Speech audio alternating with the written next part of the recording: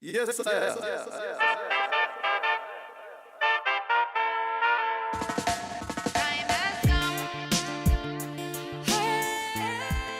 Hello, friends, and welcome to another episode of Radio Free Cannabis, coming to you from high in the hills of Oakland, California, translated into 195 different languages. We are the voice of the global cannabis freedom movement. Thank you very much for your questions and your comments. Please keep them coming in. Remember to subscribe to this podcast, tell all of your friends about it, and support the companies that support us: Harborside, Liberty Clothing, and Homegrown. One of the things that we like to do at Radio Free Cannabis is profile the lives of successful cannabis activists. The reason that we do this is because we know from personal experience how hard it is to be a successful cannabis activist, how difficult it is to go up against overwhelming odds to confront deeply entrenched stigma. So we like to provide examples. And our guest today, Dr. Peter Grinspoon of Harvard University, was born into cannabis activism. His father, Dr. Lester Grinspoon, also of Harvard, wrote a groundbreaking book in 1971 entitled Marijuana Reconsidered. It was a remarkable book because it was one of the very first books that had been written since Prohibition in 1937 that accurately stated the facts and the science about cannabis. It was a revelation for me and tremendously validating. I had then been researching primary sources from much earlier. And Lester's book was the first thing that I saw from any respected figure of authority in the world that we lived in that said positive things about cannabis, that validated the science and the history that I was learning in the primary sources. And so it was really strengthening for me at a time in my life. I was quite young, very precocious. And it seemed like the whole world was trying to convince me about things that I knew were lies about cannabis. And so Lester's book really empowered me in a remarkable way. I'll always be grateful to him for writing it and for his lifetime of service. Sadly, we lost Lester Grinspoon earlier this summer when he passed away after this remarkable lifetime of service. I came to understand Peter originally as Lester's son.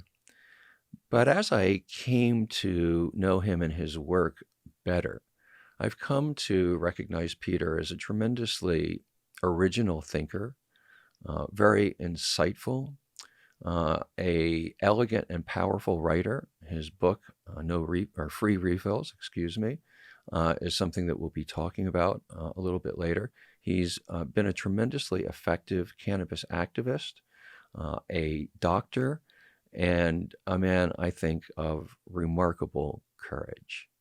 Peter, thanks so much for being with us. Welcome to the show. Thanks for having me. I'm so glad to be here. So let's get right into it. We have a little while to be together, and we'll make the most of it here. So, most of our audience has been born into families that were not pro-cannabis, where their parents were anti-cannabis. And so I'm wondering, what was it like to grow up in this household that, was headed by a cannabis advocate? When did you become aware as a child of Lester's role, and what impact did it have in the family? Well, those are three really good questions, three questions at once. First of all, your childhood home is your childhood home, and you don't know anything different. So I didn't realize that people sitting in my living room smoking pot wasn't normal, because that was the only childhood home that I had. Growing up, there were people, either cannabis proponents peaceably smoking joints together, or cannabis opponents yelling at each other throughout my childhood. And I just didn't know that that wasn't a normal childhood home. And it wasn't until I was later in my teens, or probably, a young adult, that I realized that not everybody has their dad on TV all the time. And, when you go out for ice cream, their dad bumps into another doctor and gets into a big argument, with a friendly argument, but an argument nonetheless, about how smoking a joint is healthier than drinking a glass of whole milk. And the other doctor would get really angry and, try to argue that, marijuana is much more dangerous than drinking a glass of whole milk. So that was the only childhood home that I knew. And it was further complicated by the fact that my brother Danny had leukemia, and my parents were procuring for him illegally cannabis for his cancer-induced nausea and vomiting. So he was allowed to smoke as a teenager for his chemotherapy. So not only were there cannabis activists in my living room smoking, but also my family was very much using it for my brother's cancer chemotherapy. So to say my household was pro-cannabis is pretty much an understatement. It wasn't as if, they weren't aware that it was a drug, and, it wasn't a cure-all, but it was certainly, by the time I entered medical school, I was very much impressed with how it actually was a medicine and it really could help people. So, I really started medical school with a very different attitude than most people come to medical school with. Yeah, it was so different from my experience. There was a period of time where I did not talk to my father for 3 years because of our differences around cannabis. I left home, way earlier than I otherwise would have because of those differences. So interesting to hear about. Then you, at a pretty early age, started feeling activist impulses. One of the pieces in your book that really moved me is an act that you described as an act of ecoterrorism. I think I would call it an act of eco-activism. You want to tell us about that act? Well, it was very inspiring, the conversations in our living room. It wasn't just people getting stoned. It was like the, political and intellectual who's who. People were doing things, and they were like changing the world into like a kid and then a tween and then a teen. It was really inspiring, and we wanted to do that too.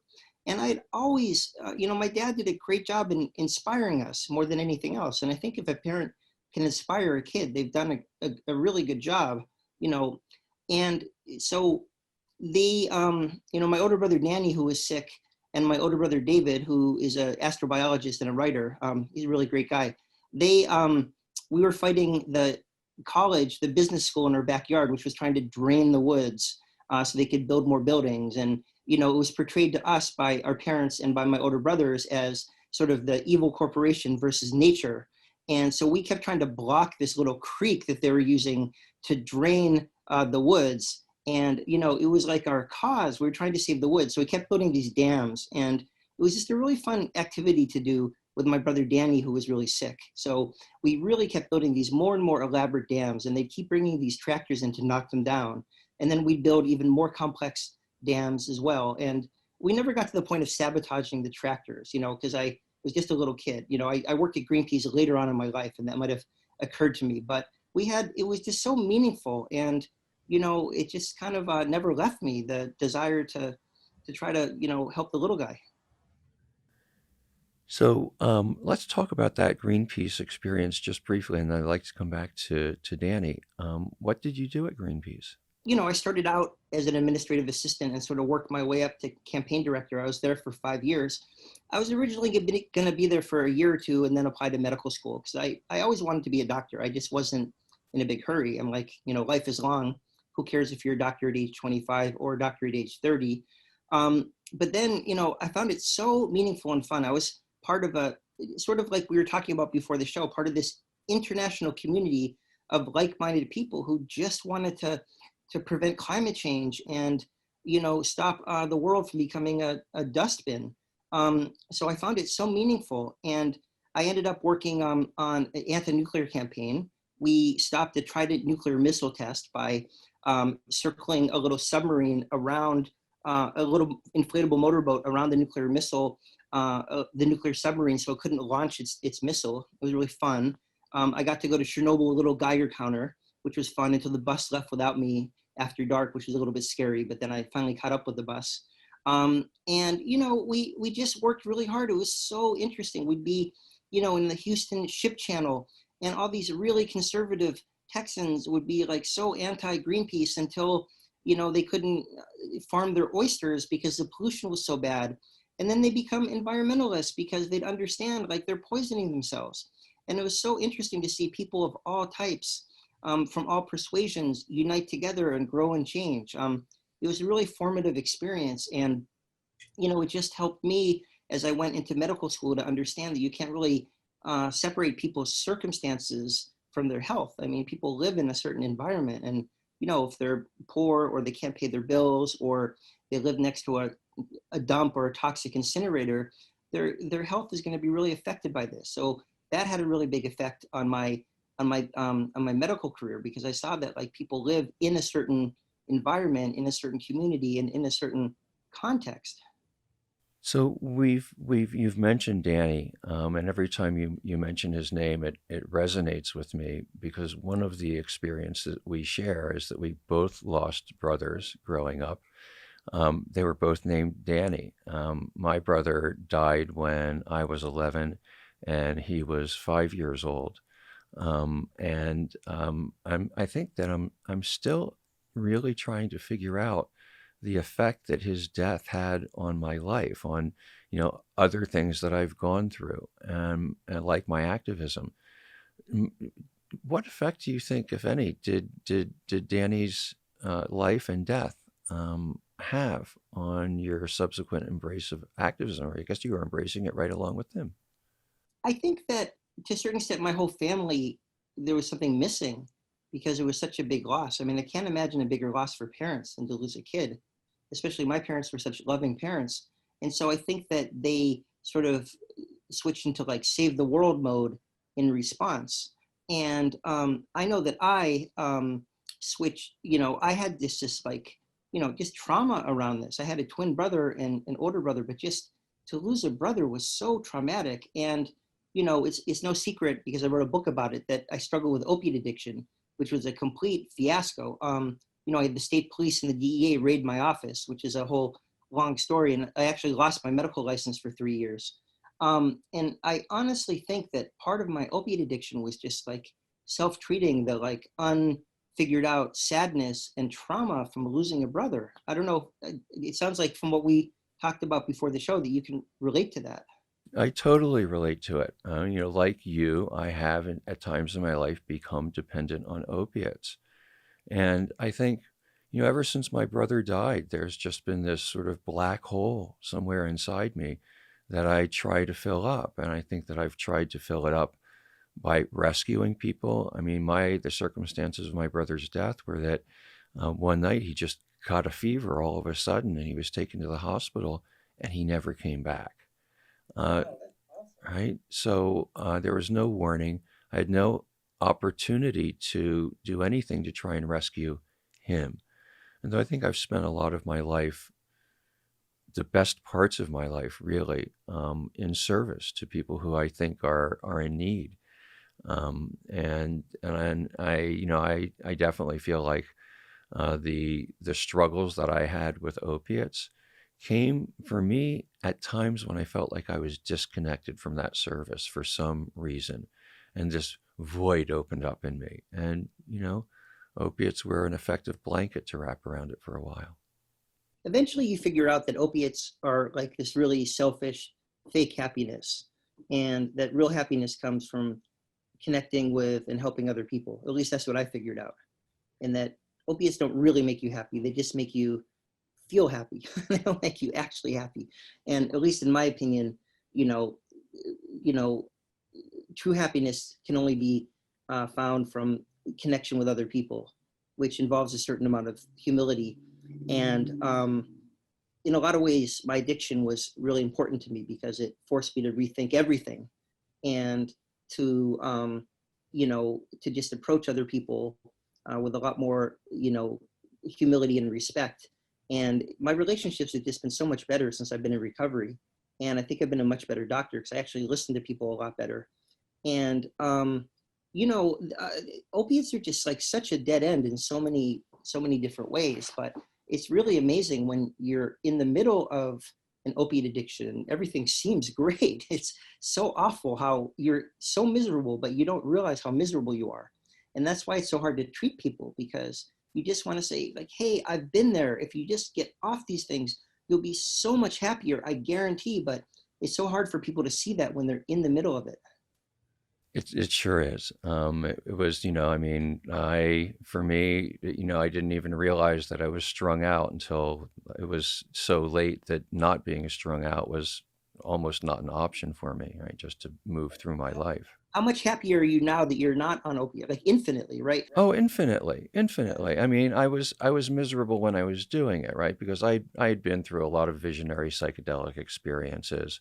I had known the difference between substances that are teachers and healers and substances which are not. But I went through a period of my life where I just took a lot of hits. I took a lot of hits right in a row, and at that time, I was deeply involved in the underground cannabis trade. And when you're in the underground cannabis trade, you inevitably come into contact with people who have other kinds of illegal substances. I came into contact with opiates, and they filled that void that was in my chest for a while until the destruction of my life became more painful than any pain that the opiates could kill. And I think that's when a lot of people who become dependent become free of their dependencies, right? When the pain of that dependency becomes greater than the pleasure that we derive from it. Absolutely. That's interesting. We both had occupational exposures.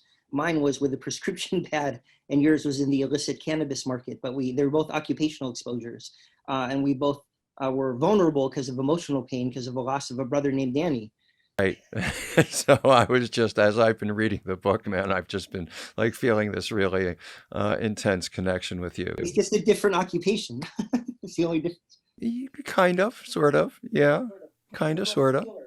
I once wrote a short autobiography that I've never published called Dealer of Medicine. And it took me a while to realize that was what I was doing, but I think that's what I've always done. I'd love to read it. Uh, well, maybe you'll get the chance someday. It's still buried away in my manuscript files for now. Um, Tell us a little bit about free refills, about the experiences that led you to write the book, and what after you wrote the book, what that experience was like. Well, I've always kept a journal since age 15. It's actually kind of funny to read my journal about what I was like neurotic about and, enthusiastic about when I was 15. But journaling has always been a way for me to deal with like the overload in my mind. If I write it down, it doesn't like rattle around in my brain. And at least for me, I find journaling to be a really helpful way to deal with things, and especially when I'm stressed out. And so throughout this entire process of like, me getting addicted, me being in this like really stressful marriage, working at this, like 100 hours a week as a doctor or trying to become a doctor. And, I just took a lot of notes. And then, getting busted, being forced to this 90-day very religious rehab where like I'm a Jewish atheist and didn't fit in at all. And, being, on probation and just on and on, dealing with this Kafkaesque medical board and, being, pro cannabis, but being in this recovery program where you're not even allowed to mention the word cannabis because it's like a heretical. And, so I just had a lot of notes and I love writing. I mean, I really feel like I'm a writer trapped in a doctor's body. Like I'd love to one day just like give it all up and be a writer. That's what I really want to do. So I love writing. It's like my hobby. So I just, had time on my hands because I wasn't allowed to be a doctor.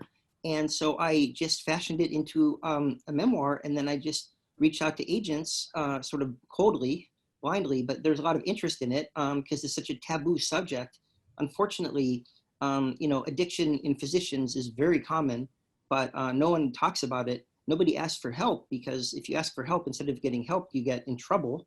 Instead of help, all they do is yank your license and give you drug tests. They don't actually help you. So that just compounds the problem. So I wanted to come out with a memoir just saying doctors get addicted, even nice, well-intentioned doctors. Anybody can get addicted to opiates and people can get unaddicted and it's a treatable disease, but they only get better if you don't give up on them and if you actually help them. They don't get better if stigma is what kills people. So I thought it was really important to come out with the book, and I sort of was expecting negative and positive consequences, but the consequences have only been positive. People have been really understanding and supportive. A few people got annoyed at the tone. They're like, "Oh, you sound like an arrogant, addicted doctor." I'm like, "Well, that was the whole point. I was an arrogant, addicted doctor, and I'm so happy to not be an arrogant, addicted doctor anymore." So it was a really wonderful process writing the book and speaking about it and having all of it off my chest. I mean, the secrets make us sick. I mean, and all the stuff you do when you're addicted, you just feel so guilty about it. People have this misconception of people who are addicted to opiates is like living this hedonistic lifestyle, but they're the most miserable people on earth. They're like ghosts. It's the most wretched state you could possibly be in. And, I just urge people to treat people suffering from addiction with compassion and don't give up on them. They're still there. They're trying. They're just really not in control of what they're doing. So don't give up on them. I hate this tough love, kick them out and let them find their bottom. As they say, dead addicts can't recover. You don't just kick them out. I mean, that's just my little soapbox here, but I feel very strongly about it. I think you're absolutely right. I had an experience to go through the whole procedure of NA and urine tests and very intense supervised probation after I got arrested for possession with intent to distribute 219 pounds of cannabis in the year 2000, and it was really a difficult experience for me. I'd been arrested plenty of times before, but it had been a decade or so, and by 2000, the effects of mass incarceration were really being felt, and it was just so horrifying to me. It was horrifying to me for me personally to be going through it. But all around me, I just saw the effects of the racial disparity in drug law enforcement. And I was, very, very often the only white guy at the meeting, the only white guy in jail, the only white guy in the courtroom, except for the lawyers and the judges, of course. I came away feeling that that really, most of the quote unquote treatment that they were trying to force me into had the opposite of the desired effect. And I came away, feeling like there needs to be a revolution in addiction medicine. What are your thoughts? What do you think needs to happen that's not happening? Well, first of all, I couldn't agree with you more. I was the only white guy in the probation department. And I thought if you're not addicted already, this treatment is going to make you seek out drugs because it's so boring and irrelevant and punitive. So I couldn't agree with you more.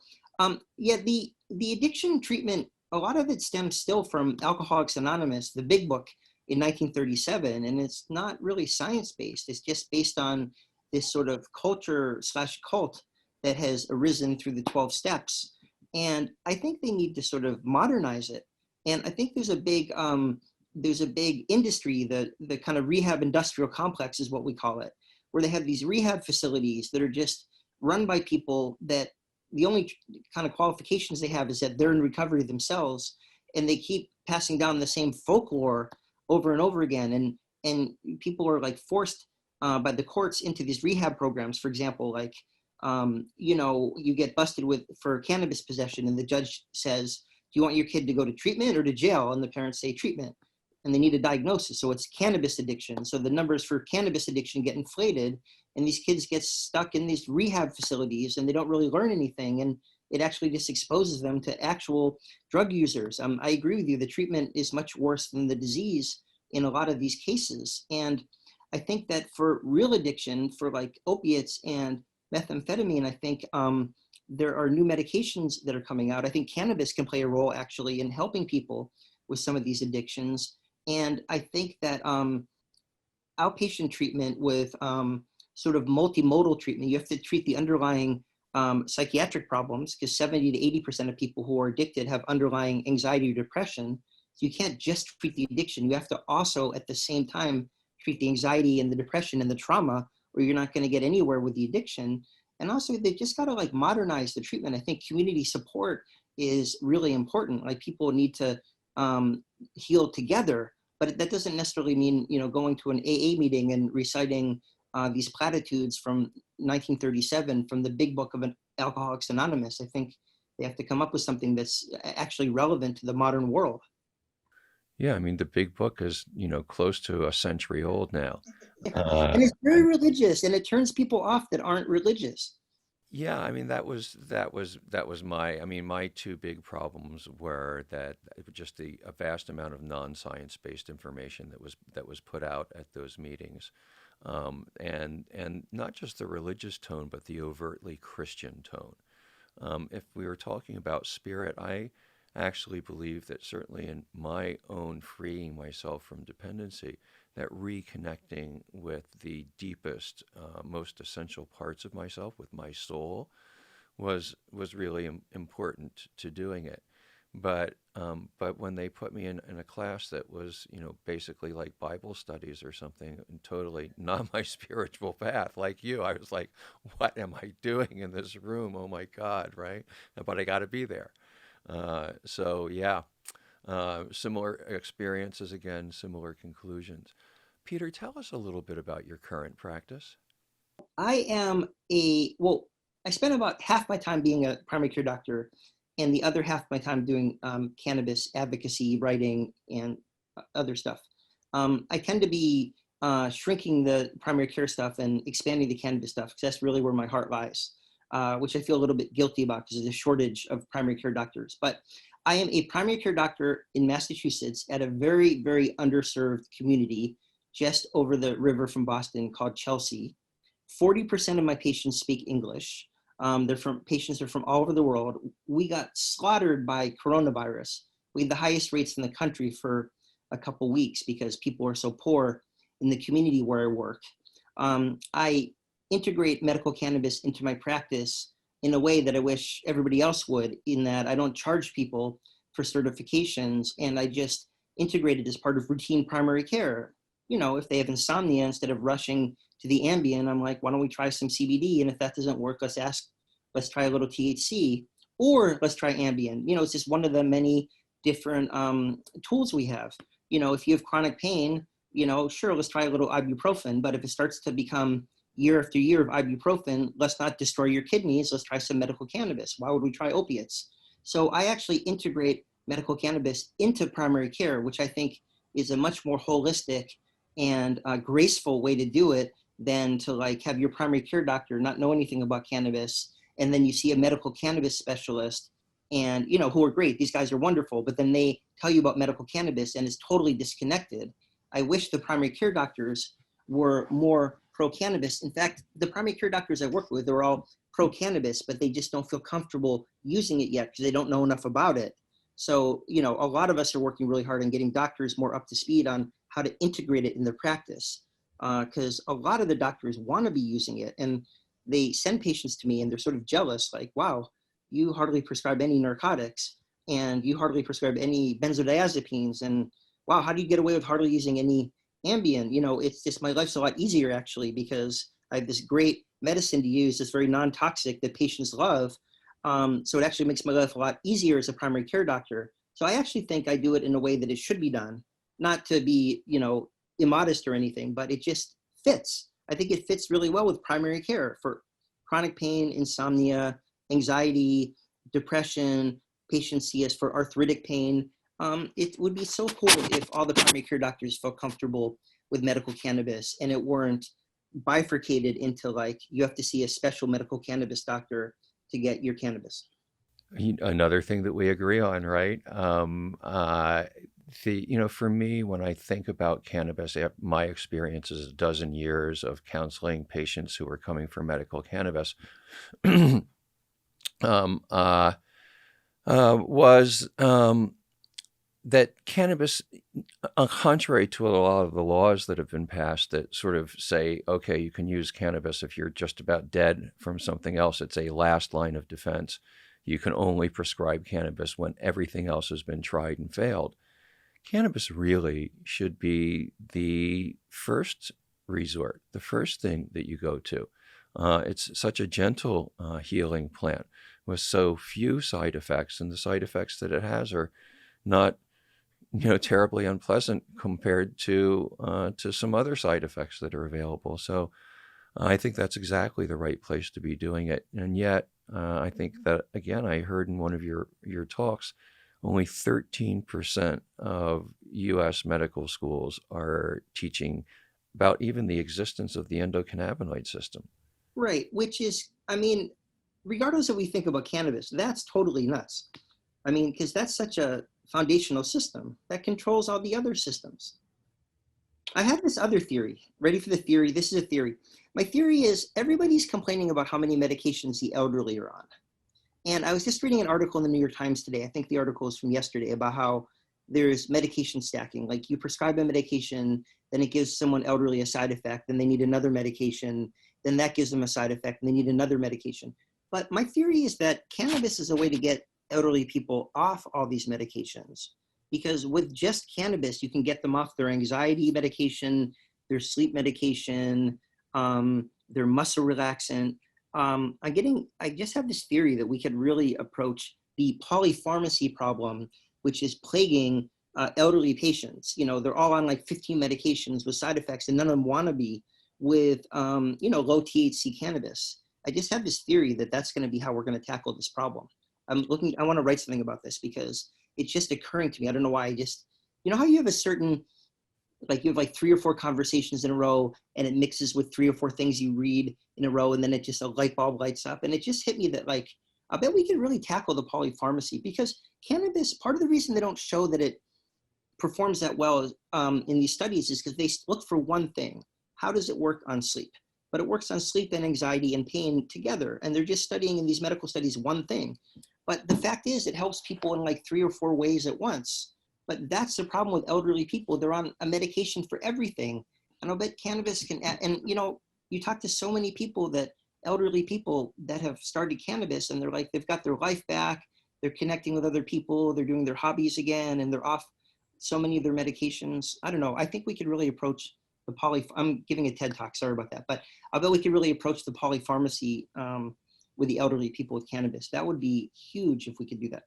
Well, I think there's good science that's coming in. The first study I think that I read about this came out of an Israeli nursing home where somewhere around 100 patients were put on a cannabis therapy. And the number of drugs that they were taking, I forget exactly what the number was, but they were taking something like an average of 5 or 6 drugs, pharmaceutical drugs, before cannabis. And they dropped that consumption by something like 30 or 40% just in the course of the study, which was not tremendously long. They also all reported an immediate improvement in mood and a reduction in insomnia. And now, have you met Dr. Joe Rosado? Not personally, but I know who he is. I'll introduce you. Dr. Joe has done these really compelling case studies. I've heard him present at a couple of conferences, and anonymized, of course. But he documents how over the course of just 3 to 6 months, he's taken patients who were taking multiple heavy, serious drugs, narcotics, tranquilizers, muscle relaxers, sedatives. And not only have they been able to reduce or in some cases eliminate those pharmaceuticals, but there's also been this other range of effects: increased exercise, loss of weight, increased social activity, all of these beneficial effects. So I actually think, and maybe I'm paranoid, to be interesting to get your perspective from a little bit more inside the medical establishment, that this may in fact be the reason that cannabis has had such a difficult time being accepted, that from a dollar point of view, a whole plant cannabis medicine could, at an exceptionally low cost, treat a very large number of the medical conditions that are now being treated with pharmaceuticals at a very high cost with a range of very dangerous side effects. Do you think any of that dynamic is driving prohibition? Well, I think that has driven prohibition, and it certainly affects the doctors that work with big pharma. But I don't think that affects like your average doctor. Your average doctor is just trying to take care of their patient. And I think the problem is your average doctor has just been taught such crap about cannabis. Like, you should see what's in our medical school textbook. It just reads like drug war ideology. The doctors have really been following the patients about cannabis now for decades. And the doctors really need some humility about this whole issue. And they need to just sort of say, we've got this wrong. We need to sort of forget everything we know and start from scratch. So I really think the doctors have not done a very good job with cannabis at all. And I think they need to just relearn and sort of start from scratch. But I don't think it's like with the doctors an overt financial incentive. I think it's that they just don't know really how to advise people, and they've been fed a lot of nonsense about it. And it's also like, if I put you on a high blood pressure medication, I'd give you like 25 milligrams of hydrochlorothiazide or 10 milligrams of lisinopril. You'd go, you'd fill it, and you'd take it. Whereas to put you on cannabis is to cede a lot of control to the patient, which I think is great. But it requires, again, humility on the part of the doctor. I make some recommendations, I give you a certification, and then you do whatever you want. You talk to the bud tender and you trial and error. Now, I think that's a great thing. It's like patient empowerment, and I have complete faith that my patients will figure it out. And if they can't figure it out, they'll give me a call and I'll make some suggestions. But doctors just aren't used to that. They're used to giving 10 milligrams of this, take once a day. So it's sort of a frame shift for the doctors. So it does take some getting used to. And I do think the doctors have a little bit of a legitimate gripe that there aren't any, real consistent strains or doses or units. And I think doctors would feel more comfortable if, they could say start with 1 milligram and they go up to 2 milligrams. And if someone would teach them that stuff, I think they feel a lot more comfortable recommending it. So what's it going to take, do you think, Peter, to get that 13% figure of doctors being educated about cannabis in medical school up to a reasonable level? And beyond that, what's it going to take to educate all of the docs who are not in medical school anymore? We will get there. It's just a question of how and how quickly. University of Vermont Medical School has this really good course for doctors on medical cannabis. So of course I went to Harvard and I'm like, they have a good course. Why don't we have a good course? We're not going to be outdone by University of Vermont. So I'm trying to see if Harvard will bite. And then if Harvard bites, everybody else will bite. So I'm working on it. I haven't heard back yet. So, our group Doctors for Cannabis Regulation is recruiting doctors, and there are a lot of different educational programs. Every day I get calls from doctors say, can you talk to me about this? Can you educate me? I have a talk later today. I have a talk tomorrow with physicians that are friends. I'm going to give them a quick, mini tutorial and get them up to speed. And, word is spreading. But I just think that the endocannabinoid system is so foundational that there's just no way it's going to stay out of the medical curriculum for long. But I think that it never hurts to have sustained pressure by activists. And it really helps to have physician activists for medicine, just like it helps to have nursing activists in nursing, because people tend to listen to their own. In dentists, it helps to have, pro-cannabis dentists pushing, just because that's like the inside circle for any trade group. It helps to have people in the trade group. So I'm looking forward to hammering away on this issue. And, again, it's just like embarrassing how how the patients are leading this and the doctors are behind, and how wrong my profession has been on this issue. And I'm just looking forward to, we can do nothing but improve. So I'm looking forward to a lot of improvement.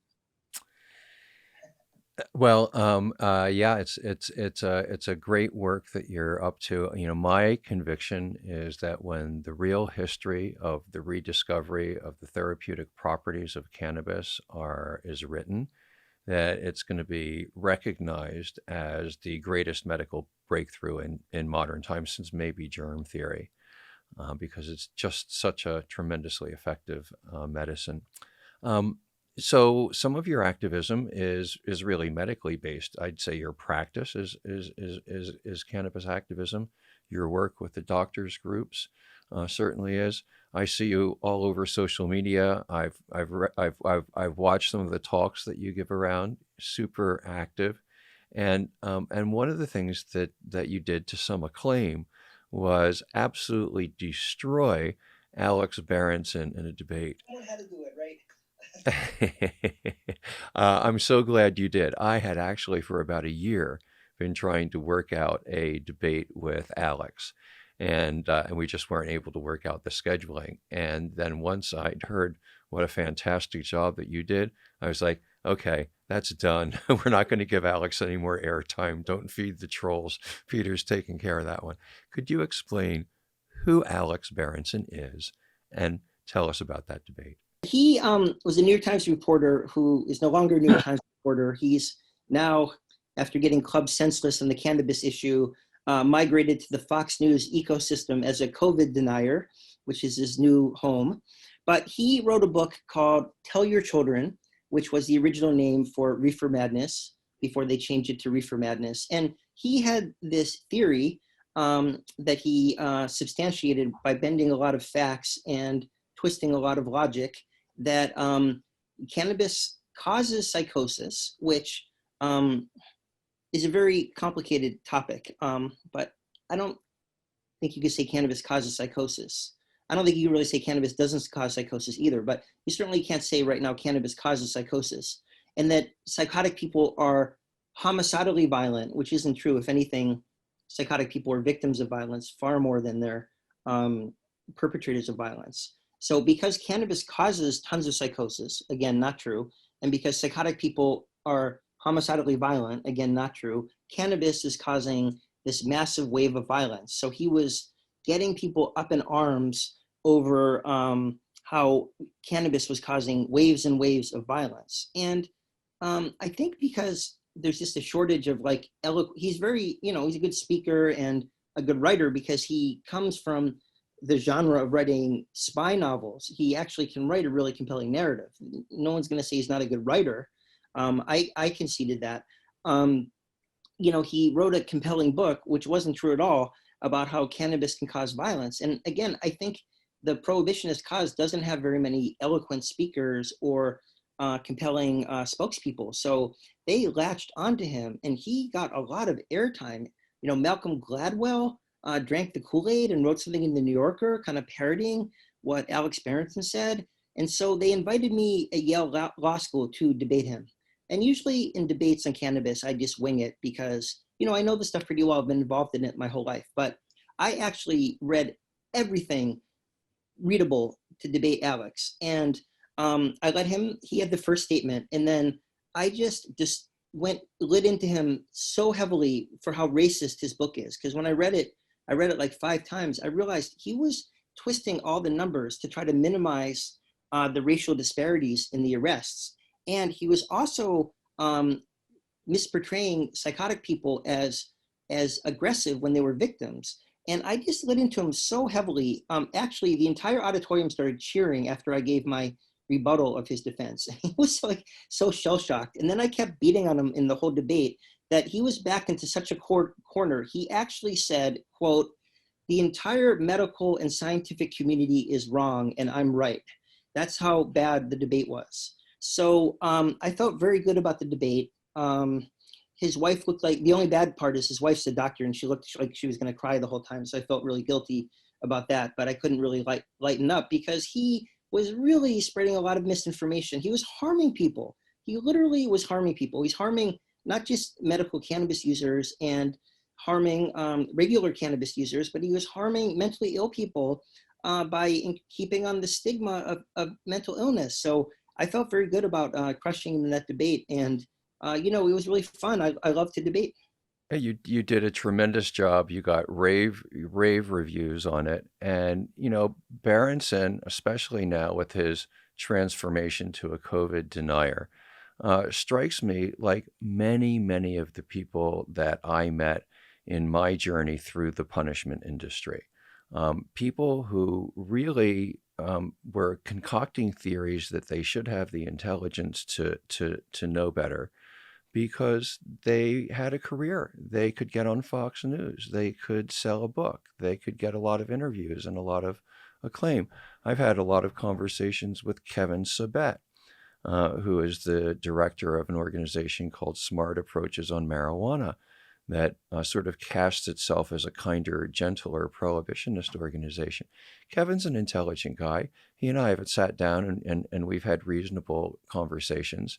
And then he goes out and he says something absolutely, completely ridiculous and contrary to what it was that we shared in a conversation. Cops that were arresting me, that were busting me, saying things like, "Oh, I don't have any problem with weed. I just like all the toys. Where else can I get a whole bunch of stuff and cars and be busting through people's doors and do the kind of stuff I like? That's all it was for me. I didn't care about weed." And then you just see the amount of damage that's been done because of that kind of activity. And I am so glad that people like you have sharp blades at the ready to take on people like Alex Berenson. Their shroud of respectability really needs to be stripped away, and they need to be exposed for the really harmful people that they are. You did a great job, and we thank you for doing that. Well, thanks for saying that. It's funny that you mentioned that. Kevin is sort of an enigma because he is a nice guy, but he says all these things that are like, he has to know are not true. And I don't know, it brings up the question of integrity after a point, and, they're so cagey about their funding, smart approaches to marijuana, and it's got to be law enforcement that's funding them. And law enforcement's just got to give up on the cannabis thing. I firmly think that all drugs, not just cannabis, and I know you agree because you do such great work with the Last Prisoner Project and so forth, but drugs never should have been in the clutches of law enforcement. Law enforcement just ruins everybody's life, and it doesn't lower drug use. All it does is ruin people's lives. Like, drugs are a health issue, if they're an issue at all. Like, people using drugs without problems isn't even a health issue. But to the extent that there's a health issue, it should be in the hands of like the public health experts and the doctors and the scientists.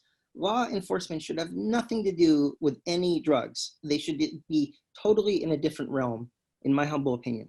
Absolutely agreed. I don't think there's any question that the science and the history demonstrates that approach. You just take a look at what is happening in places like Portugal that are taking the approach of decriminalizing all drug use. And it's remarkable. Addiction drops, overdoses drop, relapses drop. I mean, it's just remarkable what happens.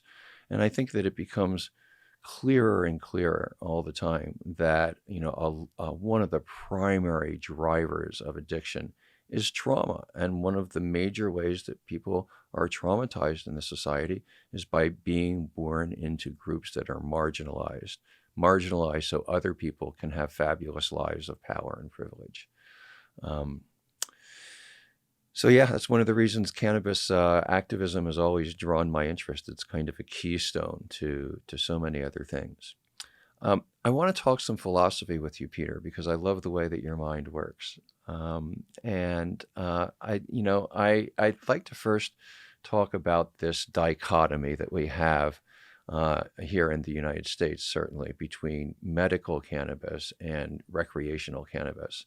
The term recreational cannabis actually drives me up a tree because it's kind of comparing cannabis use to like going out for a walk in the park or something like that, right? And they're not really comparable things. But as a doctor, how do you look at medical versus recreational, and what about these, what I call the overlooked wellness benefits of cannabis, the way that it can extend patience or spark creativity or heighten appreciation of nature? There's definitely purely recreational use. You smoke before going to a party because it's fun. And there's definitely pure medical use, someone with cancer-induced nausea, vomiting, just trying to eat and not throw up. But I agree with you that it's sort of a false dichotomy, and there's a huge overlap between the two. And but I do think that the prohibitionists to say medical marijuana is just a smokescreen for legalization don't understand that there really is medical marijuana.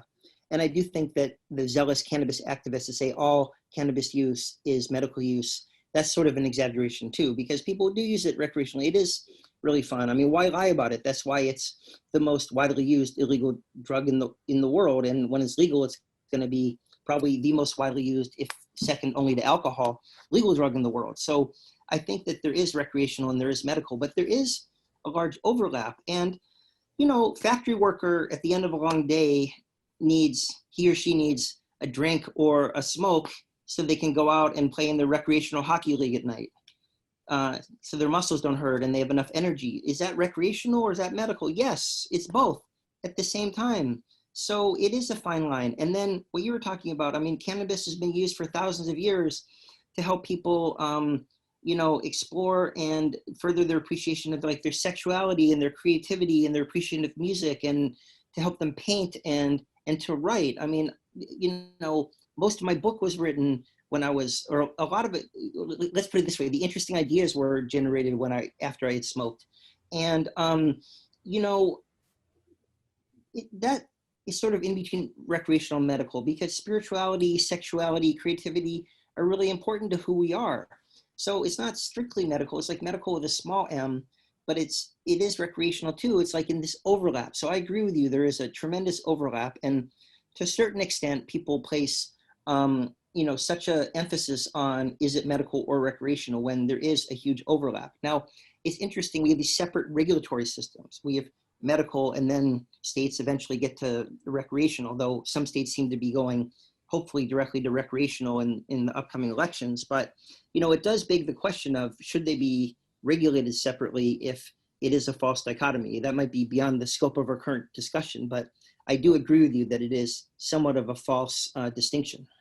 Well, we're putting the boundaries around this discussion, so it absolutely is not beyond the bounds of the discussion. The way that I look at this is I actually do believe that all cannabis use is wellness use, with a few exceptions. You know, like any psychoactive substance, some people can manage to find a way to misuse cannabis. But the downsides of that misuse are far less than the misuse of any other psychoactive substance that I'm familiar with. But generally, other than those very few exceptions, I see all cannabis use as wellness because on the one hand, you have the grave illnesses, epilepsy, cancer, that respond to cannabis. That's certainly an enhancement of wellness, right? Then you've got things that we were talking about, sexuality, creativity, that are really important parts of being a well-balanced human being. There's the psychological effects of extending patience and helping people find less violent ways to resolve conflicts that I think are also about wellness. But even, you know, what you were talking about, right? Going to a party, right? I think that joy and ecstasy are normal and desirable parts of the human experience. Hopefully all of us get to experience joy and ecstasy in our lifetimes. And cannabis is one of the most reliable and effective and safe ways to get in touch with those kinds of experiences. So for me, for me, it's all wellness. What about a teenager that smokes it and plays too many video games because it makes the video games so interesting? I mean, I could think of examples where it sort of like makes the wrong thing too interesting. Well, I think that there are examples of people who misuse cannabis, right? Who have stuff going on in their lives that they don't want to deal with, whether it's homework or whether it's a difficult conversation with a spouse. And they will use cannabis as a way of distancing themselves from that uncomfortable situation. And so it's absolutely possible. I've known kids who have sat down on a couch with a bong and stayed there for 2 or 3 years and basically not done anything else. Generally, though, at the end of the 2 or 3 years, they go, damn, I've been sitting here on this couch for 2.5 years. I haven't gotten anything done. That's really not too cool. I think I got to take a look at the way I'm handling this thing, right? And their brain isn't shot. Their liver's not destroyed. They're not so hopelessly addicted to a substance that they can never free themselves from its tentacles. So lots of room to explore that. So I mean, I actually would like to see cannabis regulated kind of combining the two systems, right? I think that there is going to be need for pharmaceutical cannabis preparations where individual molecules are isolated, are recombined, are maybe put into some kind of unique delivery system for really specific and grave illnesses. But I think that that's a relatively small portion of the people who can be served by cannabis. I think 95% of people who are going to be using cannabis can be served with the kind of whole plant extract or just whole plant flowers that you can get in dispensaries all over the place, right? And so what I'd like to see is the same standards that are applied between nutritional supplements and pharmaceuticals. You know, what the FDA says is, look, if you take a monomolecule isolate out of a plant or anything else, and then you have done something that brings you into pharmaceutical regulation. But as long as what you're dealing with is a whole plant or a whole plant extract, then you're free from that kind of regulation. And so, you know, I'd like to see cannabis sold basically in, you know, the way that supplements are sold at GNC. Sort of like CBD is sold. Yeah. Yeah. Yeah. No, absolutely. It might not be that small a market. I mean, if THCV, for example, actually controls blood sugar and appetite, I think about a third of my patients are going to be on it. I think some of these cannabinoids could like absolutely revolutionize medical care as we get to know them. I think it's going to be just radical, but I agree with you. It's a plant. There is a huge overlap between medical and recreational. I think that the separate regulation of medical and recreational is sort of response to the war on drugs, and medical was the only thing people could establish that people were comfortable to, sort of a historical adaptation. But now that you step back a little bit, I agree with you. It doesn't really make sense to have separate systems. Yeah, you know, medical cannabis was the best we could do at the time. And even the term recreational cannabis, which I abhor now, I agree. Yeah. it was a creation of our movement, right? Because before we had the term recreational cannabis, all cannabis use was abuse. There wasn't a word for cannabis use that wasn't drug abuse. What's a better word? Adult use? Adult use. Adult use. Adults use cannabis for a lot of different things, and they should be allowed to make their own decisions about how to use it. And yes, if we're talking about a highly manipulated substance that might have severe side effects and other dangers, then it should be regulated. But we know that whole plant cannabis doesn't fall in that category. What about enhancement? Medical use and enhancement?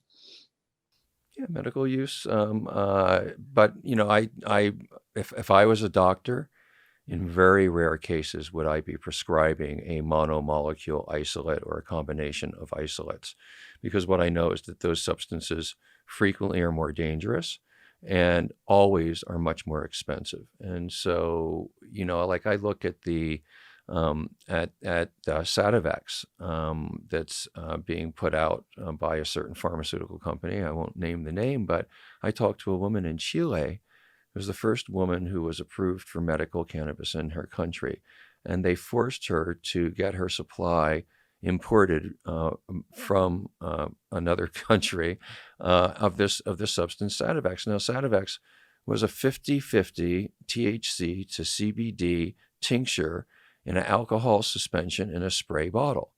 I sell at Harborside a little jar of that for $30, and most patients who use it are hard pressed to use more than 2 or 3 in a week. And so you're talking about a fraction of the cost of pharmaceutical costs. So that would be my default. I don't disagree at all. I can't wait till we learn more about these different cannabinoids. So let's go way out here on the philosophical tip. One of the things that I talk about a lot on this show is the idea of one tribe. The idea that there are now hundreds of millions of people all around the world who have had a set of experiences with cannabis and similar experiences, and that out of those experiences they've drawn some lessons. And that out of those lessons, they've developed a value system. Not everybody who uses cannabis, but a very large number of people, and people I think who have a really close relationship with the plant. And so um, I've kicked this idea around with other people who have done a lot of study and a lot of thinking about cannabis that I really respect, who basically have said, no, Steve, there's this idea that there's a universal effect that people have with cannabis and that it gets expressed in a value system is contradicted by history. And they point to cultures that have used cannabis as a preparation for battle, for example. What are your thoughts on this one? It's another one of these really complex cannabis questions that I think I know where I'm headed with it, but I'd love to hear your thoughts. Well, in the same way that I feel like opiates are sort of by the way they act in your brain on the just on the pleasure center, or fundamentally selfish.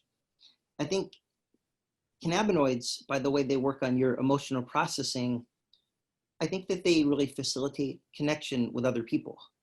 Not that people can't use them alone, solitary, enjoy nature and so forth, but I think one of the amazing things about them, and I saw this growing up, and I heard my dad and Carl Sagan talking about this a lot, about one of the most useful things that cannabinoids and cannabis can do is help people connect with each other and connect together. And in our society, we're facing this epidemic of loneliness, and I think that's part of the appeal. For example, elderly people are adopting cannabis more rapidly than anybody else, and part of that's because it helps them connect again.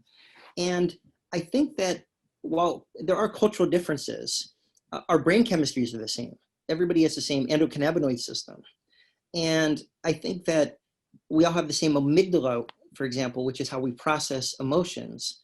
And we all feel the same euphoria and sort of good humor towards others when we use cannabis. So I tend to agree with your theory of the one tribe. I think that those soldiers that are preparing for battle still felt camaraderie with each other.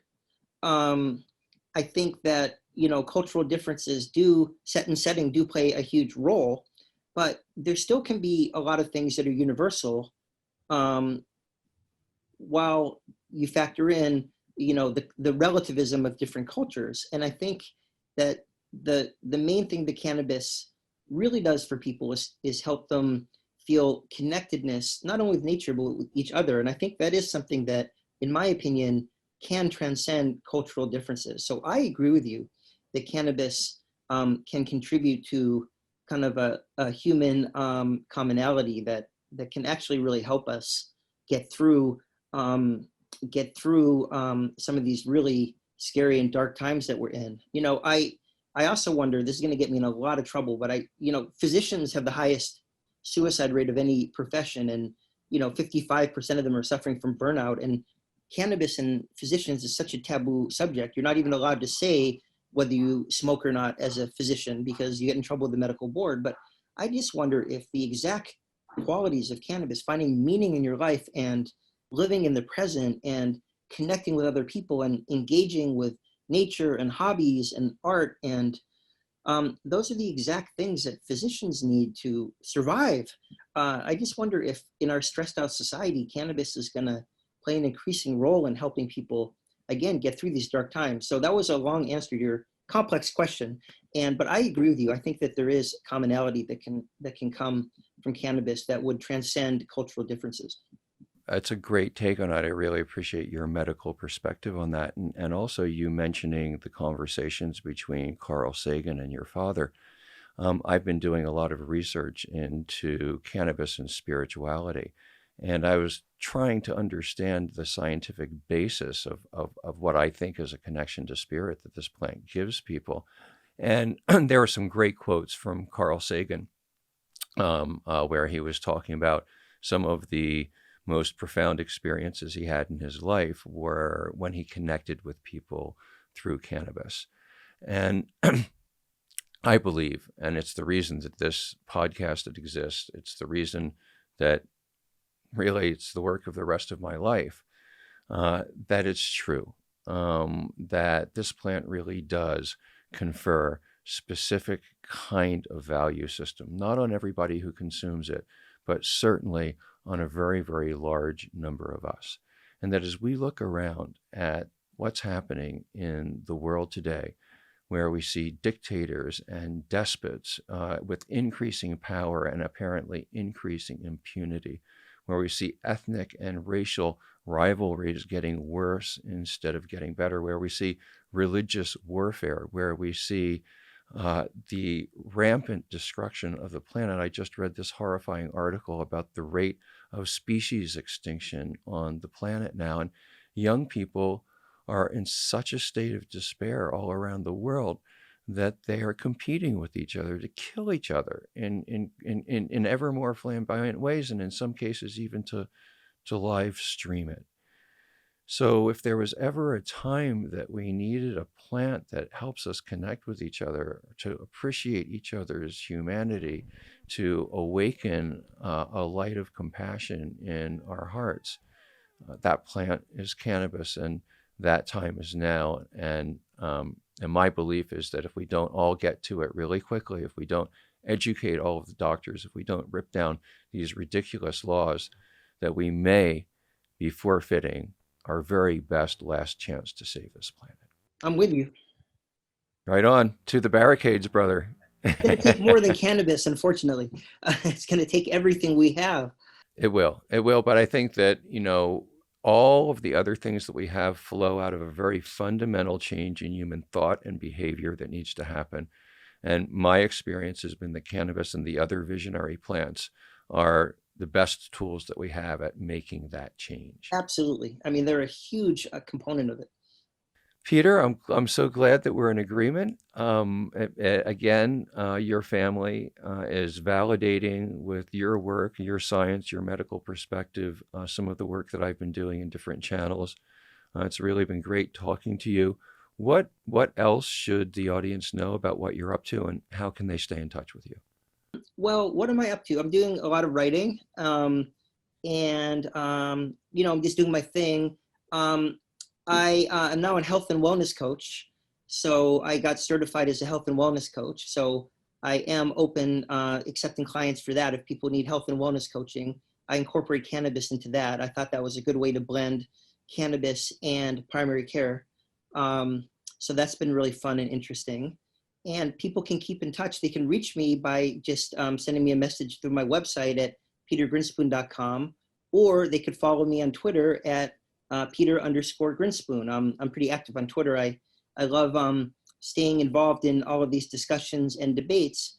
And finally, they could check out our nonprofit, which is Doctors for Cannabis Regulation, which, as we mentioned previously, is working on legalization, because as you live in Massachusetts or California, you can tend to forget that there are states where they don't even have medical, and there are many states where they don't have adult use or recreational.